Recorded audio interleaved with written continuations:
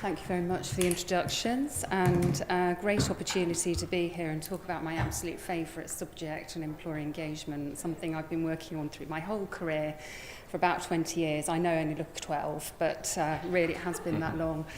In particular, what I'm going to be doing today is reflecting on the work that I've done in the last year at the UK Commission for Employment and Skills, and deciding to do that really because the whole employer engagement agenda has been at the heart of everything that we've been doing. So in particular, listening to Andreas this morning, all the sorts of things that he was saying that we've been trying to instill in the UK system has really been key to really make sure that employers are really heavily involved in our system, particularly in shaping workplace learning and strengthening our professional and technical routes, such as apprenticeships, but not just apprenticeships. I know that's really important in terms of the current government's agenda, but it isn't just about that. So I'll be giving a very quick whistle-stop tour through some of that, probably a bit quicker than I intended, so I might have to skip through a few of my slides, but really just trying to give you sort of a sort of big picture perspective on what we're trying to do. And there are really two parts to my presentation this morning. One is really to think about some of the developments in the labour market, and what opportunities and challenges that they have presented for young people really in terms of getting on in the labour market, enhancing their skills. And then the second part is really trying to sort of think about how we can optimise those opportunities by working effectively with employers, because I think it's important that we move beyond that critique, because we can endlessly say what's wrong, but the really hard, thorny issue that we've been wrestling with for a very long time, and indeed me personally through those 20 years, has really been trying to get an effective engagement so that we make sure that our system, skills system, supplies people with the skills that are really going to enable them to get into the labour market and get on. So at this point, I don't know, because I was aware it was an international audience, I was going to say one or two more things about the UK Commission just to make sure that we all had a common understanding at the beginning about what we're about. So can I have a quick show of hands in terms of people who are aware of what the Commission's about, because this might be something I can... Okay, so it's about half and half. So just quickly then, one or two words. So what's really been important in terms of the Commission is that we're a publicly funded body, so we're set up officially as a non-departmental public body, but we've also been set up to be distant from government as well, so that we're really kind of in that sense independent, and we're set up, we're industry led, so we're set up as a company limited by guarantee. We're run by a series of commissioners who perform our non-executive directors, and they are leading players from the private, public and voluntary sector. So we have leaders of multinational companies, small businesses, trade unions, and representing all sectors, as I said. And really that is to ensure that in the round we are trying to represent employer and employee interests in the system as effectively as possible. Because of that, we've placed a particular emphasis on the integration of our skills system with the world of work, and we thought about enhancing professional and technical routes, and in particular, as I said already, that is things like apprenticeships. So we would have campaigned over the last 8 years very strongly for apprenticeships actually involving a job at the heart of them, and then having learning opportunities around the job. And our focus is really quite broad. So for an organisation of around about 100 people and a budget of about 20 million, we've looked right across the system. So we've had to prioritise, and we've used this metaphor of a ladder to really try and understand what it is we're trying to do, because we really want to, it's about lifelong learning, it's about learning throughout a life and continuous improvement because of the needs of a modern economy. It's about skills in the round, and we've already talked about that a lot in the earlier sessions. So it's not just about foundation skills, strong basic skills. It's about life skills. It's about management skills. It's about and problem solving, IT skills, so able to get on in a modern economy. And really we're interested in how employers work with other key players within the system, schools, colleges, universities, private providers, and we want to improve that integration. One of the challenges that we've worked with the OECD a lot during our life, is that we've seen through important studies like Skills for Schools, we've actually seen that the range of different options that we have within our skills system have become increasingly narrow. So arguably at a time when we should have been increasing the opportunity and the diversity of options, linking work and learning, we've actually seen those options diminish. So that's been one of the challenges we've been working on. We've tried to influence things through our research by understanding what's going on in the labour market, where are the key trends, what's the composition of the labour market, what does that mean in terms of skills and employment opportunities.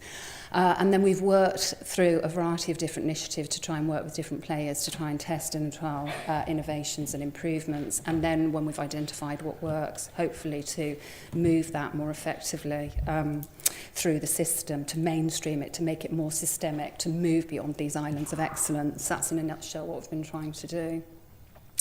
So pulling together then some of the things, what have been some of the kind of developments within the labour market, and what does that mean in terms of opportunities for young people, and how can we, we need to really understand this to get to the heart of how we can kind of improve those opportunities moving forward.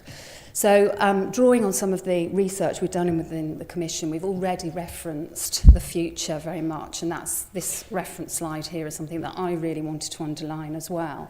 We really do need to think that we are sufficiently preparing for the future, not least because the dramatic way in which the economy is evolving all the time through technological innovations and progress and so on.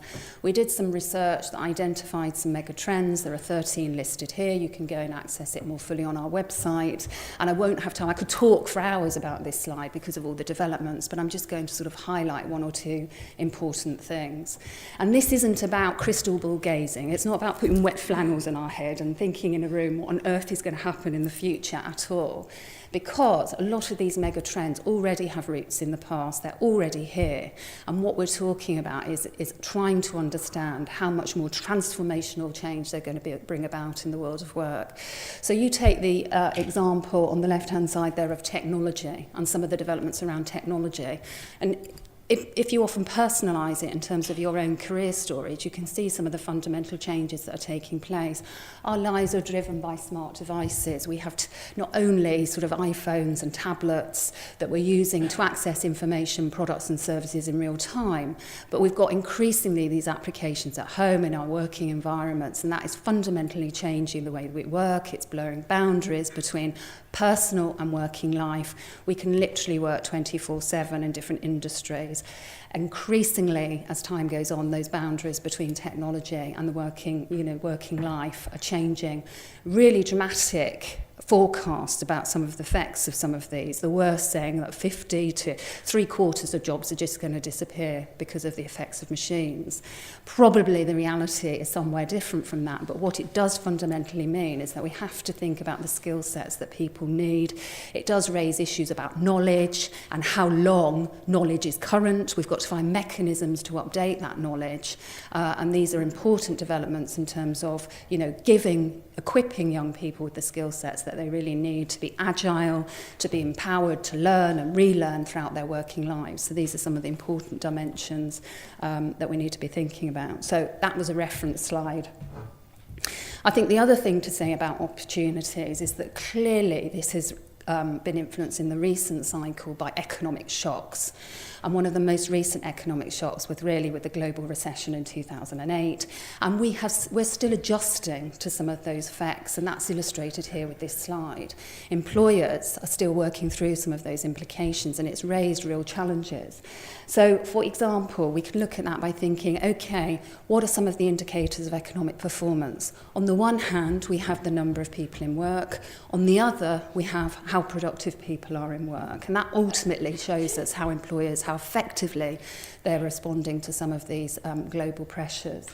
On the right-hand side, you can see the employment position. And you can see, I don't know if this has this got a No, I don't know if it's got a pointer, but on the right-hand side, the light blue line is actually showing the employment position following the recent recession. And you can see it was different from previous recessions. Employment was not as hard hit. Positive story in terms of numbers of jobs. But on the left-hand side, you see the productivity position. And that similar blue line is right at the bottom. Productivity growth has not improved since the recession, and we still have this productivity problem. Why is that important? Because that's the ability with which businesses can generate profits, they can pay better wages, we can ensure that people, it affects living standards, and it affects public revenues, and that's why I've been going through this public austerity period. And so that has fundamental impacts in terms of what's going on in the workplace, the quality of opportunities within the workplace, but also what government might do working alongside employers to respond to some of that, because there are challenges on public finances in terms of running some of these training, employment, and social programs. Okay. Getting under the skin of that and then starting to look into some of the implications that this has for people in the round, but also for young people. On the positive front, we know within the UK that we are moving in the right direction in the sense that our economy is moving to the high value add activities. So we are growing our professional and business services, we are growing those high skill end of the economy. And if you look at the graph on the left hand side, hopefully you can see the elements of that, and what's that plotting there is the UK position in terms of high skilled jobs and high skilled people. And we're towards the top of the European labour market and other European countries. And that is something that continued through the recession, and actually 2/5 of the job between 2004 and 2014 in the European labour market were created in the UK. So it's a positive story. But this is a story of two halves. And as we're growing some of those high value opportunities, we are also experiencing some groups in the labour market experiencing more disadvantage and more challenges, and young people as an example of that. So if we disaggregate that employment picture and we look at the unemployment rates for young people aged 16 to 24, they are much higher than adults. And they increased through the recession, and they're coming back down, but they're still at significantly higher levels. So these are some of the starts to give a flavour of the differences going on within the labour market. So continuing that theme of divisions, we've got evidence of job polarisation in our labour market, and you can see here that the grey and the blue bars show the growth areas. So whilst we are growing jobs at our high end of our economy, so thinking of that career ladder, so we're top of the career ladder, we're also growing jobs at the lower end of that career ladder in service-intensive roles, in customer service, personal care, and those sorts of areas, leisure activities, associated with growth in hospitality, wholesale, retail, those kind of areas, and also health and social care.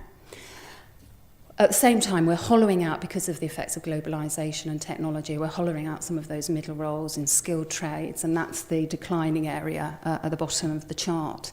So those are trends that have roots sort of a couple of decades ago, and they're continuing to take shape.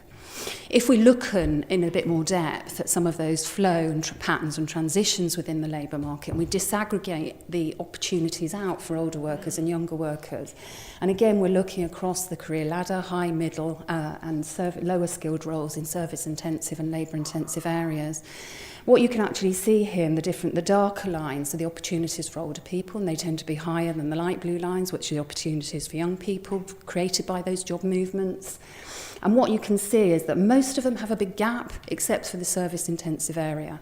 So there's something here about quality of jobs as well, in the sense that those opportunities that open up for young people in this recent period have been more likely to be in some of those service-intensive roles, and not in those middle opportunities, which traditionally, in areas such as skilled trades and so on, would have been really big employment areas for some of the young people. And what's worse, at the same time as we're hollowing out some of those middle jobs, we're also seeing that middle workforce is quite stable, actually. So it's older, it's experienced, and it's not moving that much. So again, that's reducing the number of opportunities for these young people to get into and secure those opportunities. So even if they're getting into some of these service-intensive roles, what does that say about their progression?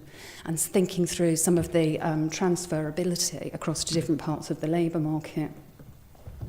At the same time, we've looked at patterns of work experience amongst young people. We've talked already about the importance of young people taking on life skills, and so when they're in full-time education, they start to think about some of these opportunities. And we can see that there has been a decline in young people actually taking up working opportunities while they're in full-time education. Unfortunately, some of these statistics don't enable you to get under the skin of why this is happening, but that's a trend that was exaggerated, particularly for the younger groups in age 16 to 17, but clearly had roots prior to the economic recession. We can also look at some of the skills, effects of varying skills distribution across the labour market and what that means in terms of some of the implications for people getting on, seizing opportunities.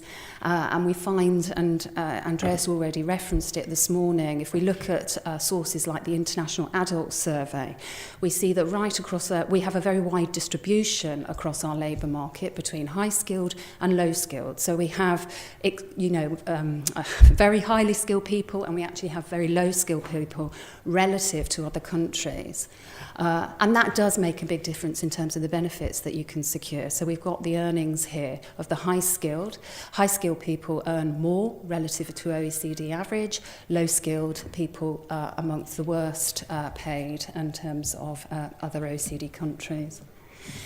When we look at extrapolate forward some of these trends, we see that they are likely to be exaggerated. And that's what this chart is showing here. These big bubbles actually show where are we going to see significant employment in the next 10 years.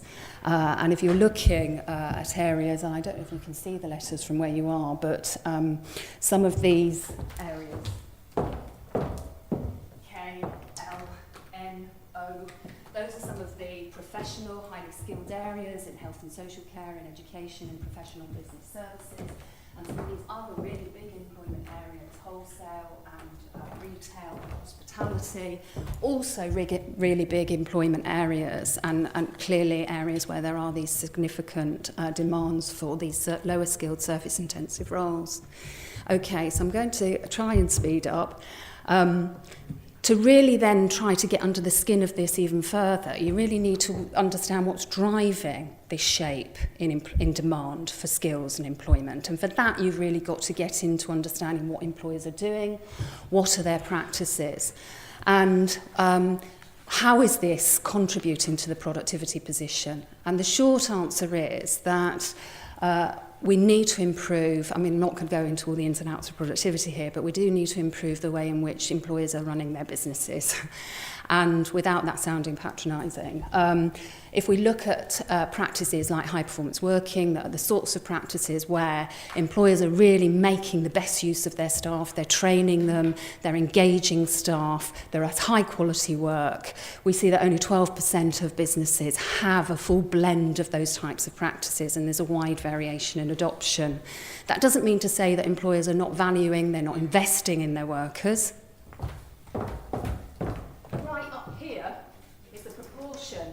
Businesses who are training. The majority of businesses are training their employees, depending on which kind of measure you use, but from our employers' perspective survey, just over 2/3 of businesses are training. So what this comes down to is the type of training investment. Are businesses investing in the right ways, in the best ways to support productivity improvements in performance, to support quality work? If you go down, the 58% is showing that most businesses train internally within their own business. 45% of businesses will go to an external provider, and when they go to an external provider, if you look at the graph on the right-hand side, most of them, 40%, will go to commercial providers. Few employers will actually go to public sector providers. FE colleges and HE institutions are lower down in terms of the ranking. A lot of it is around suppliers, so is involved with technology updates and so on. And we also know a lot of the training goes to people that are already skilled, so it's often about continuous improvement and upgrading of those people who are already skilled, which can exaggerate some of those divisions that we talked about within the labour market. Given this, when we start to, questions about whether investment is in the right area, it's not surprised to see that we do have the persistence of some really tough skill shortages and wider deficiencies out there. And this is illustrating the career ladder in a slightly different way. So looking left to right, you've got your high skilled to your low skilled. And you can see concentrations, the dark yellow, the concentrations of more intense skill shortages. So about a quarter of businesses that are recruiting will have skill shortages. So vacancies that they can't fill because they lack skills. But that's really higher when you get under the skin of that. So if you look at manufacturing, which you might not be able to see, but the skilled trades vacancies, half of manufacturing employers cannot fill those vacancies.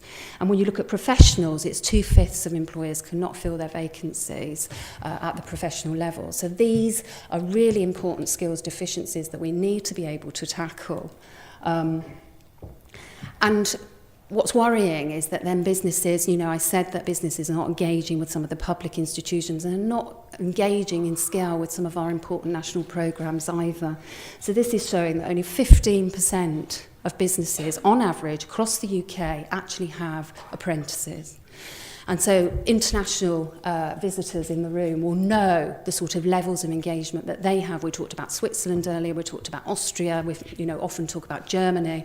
The levels of engagement of those kinds of employers in apprenticeship programmes is much more significant. So these are really fundamental structural and cultural challenges that we really have to embrace. Okay. I'm going to speed on. I just wanted to sort of say, and I suppose I should talk about this because apprenticeships is clearly an important initial education and training programme. Employers are taking on young people, but are not enough of them, is essentially what this slide is saying. Those employers that do take young people on are actually saying they're well prepared for work, but if for the minority that do have a problem, they say that work experience, a lack of work experience is the problem. Remember the figures we were talking about earlier in terms of the number of young people who are taking on those part-time work experience opportunities. Also think about the number of businesses and proportion of businesses are actually providing those opportunities. 44% of businesses providing work experience opportunities, whether they're placements, internships, work inspiration. So these sorts of figures tell us about the nature of disengagement or the lack of effective collaboration of businesses, significant volumes of businesses with different parts of our education system. We can go into this data to understand it more fully. So what can we do about it? Well, we produced a study last year, the UK Commission, called Growth Through People. And what we try to do there is draw together some of the key fundamental areas in which we need to take action. Somebody talked earlier about the ongoing reform that is endlessly taking place. In the life of the Commission, we've gone through 3 shapes of government: Labour, coalition government and Conservative government, who have all changed the system. We've gone from a system of an infrastructure with sector skills councils to then removing our investment directly for that kind of infrastructuring and having a much more variable infrastructure, which I can illustrate in a moment. But the principle that we must not lose through those reforms, that is absolutely fundamental, and it's up there at action number 1, to make sure that we do have an effective mechanism, infrastructure, vehicles, whatever we want to call it, for engaging at a macro and strategic level with employer communities in a way that we don't want skills to become a source of competitive advantage. We want to raise the platform of skills right across the economy, and to do that in a way that is effectively aligned with the skills needs of employers in those different communities. We have to have an effective basis to communicate and work with businesses at a strategic level. Secondly, that then has to impact businesses at a grassroots level. We have 5.2 million businesses in our economy. The increasing proportion of them are small businesses. Huge investment there required and challenge in terms of engaging employer engagement and reaching those communities significantly. We need to strengthen through those mechanisms the learning and earning opportunities. Apprenticeship programs with those levels of engagement we really need to kind of improve on. And part of that is about the support of government to create a system with the right incentives and the space for different partners to work together. So I'm going to reference a couple of things, and then I promise I will shut up and allow some time for discussion. Labour market information is really vitally important, and I've tried to illustrate that all the way through my presentation in terms of we really do need to get to the bottom of what some of these skills and employment issues are and make sure that therefore we're targeting things in the right way and that people actually have the right information to make the best choices about employers where they invest, individuals, what career pathways that they pursue and follow. And you've had in your packs also reference to this portal which we've developed with the Institute for Employment Research to try and bring together all of our key LMI into one source so that that can be accessed and used. We then need to sort of intervene within our system with intelligence in varieties of different ways to actually make sure that that information is used effectively. And we produced this analysis last year called Careers of the Future, which we developed working with employers. And it really put the spotlight on those areas, those career areas that are really important for the future and try to inspire individuals to take up opportunities that were connected to some of those areas where we thought there would be really vital employment prospects. We need to find ways to continue to encourage employers to innovate and improve the way they're working. The fact that we've still got significant demand in low value, low paid, low skilled jobs is not a good thing, and we need to enhance those communities to move on. We've used a range of initiatives within the UK Commission. I've referenced here the UK Futures programme, and this was a programme where we encourage communities of businesses to come forward and test and trial innovations, to share the risks of taking on some of these really transformational changes. But at the heart of it, it was about really improving skills investment, improving the way in which skills are developed and used within the workplace, and how employers worked with different education institutions. And you can go and look at our site in terms of what we found about that. We've been working from initiatives like that to then really inspire developments across communities, because we need to move beyond these islands of excellence. What we're talking about here is systemic changes that are long-lasting and sustainable. And we've been working with particular sectors, evolving some of the sector skills councils in the context of a changing policy environment to develop new industrial partnerships with employers right at the heart. And I'm illustrating some of the sectors here. And I think actually the fact that the current government is now going to develop a more sophisticated, intelligent industrial strategy, I think that's a real opportunity to unlock future investment of businesses with government, and within that to align hopefully more effectively skills investment.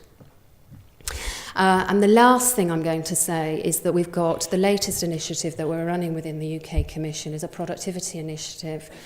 For those that are aware of the Treasury's productivity plan, it came out of that. And essentially what we're using this for is to try and inspire strategic action in other communities that we haven't been working with. So these are some of the earlier communities that we've seen good traction. We now want to extend that to other areas, and we think productivity is the driver that will really gauge in business. And then skills are obviously a vital second-order issue quite often. In some sectors, they are actually even the first. And we're getting communities, so in addition to some of those that I've already mentioned, in addition to manufacturing, creative, digital sectors, we're also working with areas like food and drink and retail.